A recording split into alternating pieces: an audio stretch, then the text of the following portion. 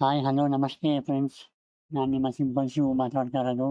ಇವತ್ತು ನಾನು ಕನ್ನಡ ಚಿತ್ರರಂಗದ ಒಬ್ಬ ಹೊಸ ಯುವ ಮುಖ, ಯುವ ನಟ ಮತ್ತು ಯುವ ಡೈರೆಕ್ಟರ್ ಅವ್ರ ಬಗ್ಗೆ ಇನ್ಫಾರ್ಮೇಷನ್ ತಿಳಿಸೋಕ್ಕೆ ಬಂದೆ. ಅವರೇ ನಮ್ಮ ಸುಮಂತ್ ಅವರು. ಸುಮಂತ್ ಅವರು ಡೈರೆಕ್ಷನ್ ಫೀಲ್ಡ್ ಅಥವಾ ನಿರ್ದೇಶನ ಮಾಡೋಕ್ಕೆ ಮುಂಚೆ ಕನ್ನಡದ ಅನೇಕ ಚಿತ್ರಗಳಲ್ಲಿ ನಟನೆಯನ್ನು ಮಾಡಿದ್ದಾರೆ.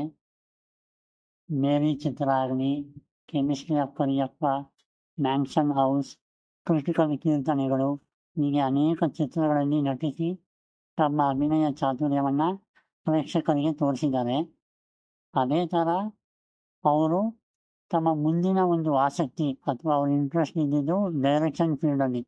ಹಾಗಾಗಿ ಅವರು 2024 ಆಗಸ್ಟ್ನಲ್ಲಿ ಬಂಡಿ ಮಹಾಂಕಾಳಿ ದೇವಸ್ಥಾನದಲ್ಲಿ ಒಂದು ಹೊಸ ಚಿತ್ರದ ಮುಹೂರ್ತ ಮಾಡುವುದರ ಮೂಲಕ ಡೈರೆಕ್ಷನ್ ಫೀಲ್ಡ್ಗೆ ಎಂಟ್ರಿಯನ್ನು ಕೊಡ್ತಾರೆ.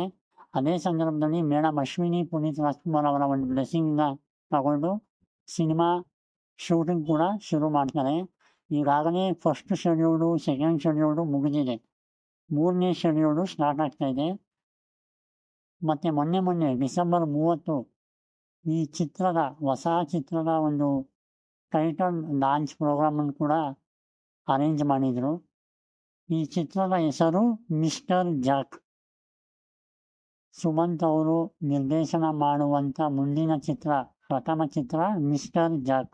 ಈ ಚಿತ್ರದ ಹೀರೋ ಫಸ್ಟ್ ರ್ಯಾಂಕ್ ರಾಜು ಖ್ಯಾತಿಯ ಗುರುನಂದನ್ ಅವರು. ಗುರುನಂದನ್ ಅವರು ನಮಗೆಲ್ಲ ಗೊತ್ತಿರೋ ಹಾಗೆ ಫಸ್ಟ್ ರ್ಯಾಂಕ್ ರಾಜು ಸಿನಿಮಾದಲ್ಲಿ ಅತ್ಯುತ್ತಮವಾಗಿ ನಟನೆಯನ್ನು ಮಾಡಿದ್ದಾರೆ.